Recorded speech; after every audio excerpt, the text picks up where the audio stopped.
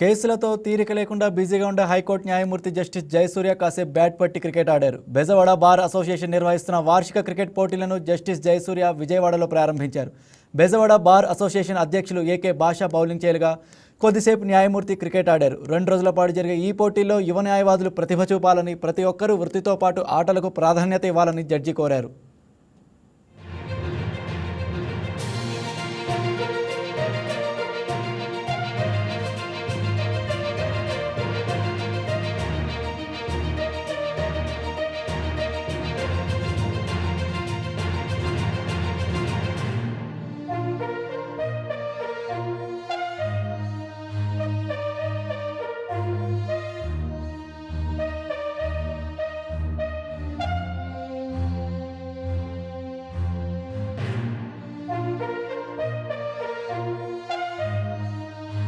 Bezawada bar association వాళ్ళు నిర్వహిస్తున్న ఈ క్రీడోత్సవాలు విజయవంతం కావాలని, ఇందులో పాల్గొంటున్న న్యాయవాదులందరికీ నా అభినందనలు తెలుపుతూ, మధ్యలో స్పోర్ట్స్ ఈవెంట్స్లో పాల్గొనటం వల్ల వాళ్ళకి మానసికంగా ఎంతో బాగుంటుంది. సో ఈ వీడియో మీకు నచ్చినట్లయితే లైక్ చేయండి, షేర్ చేయండి, మా ఛానల్కి సబ్స్క్రైబ్ చేయండి.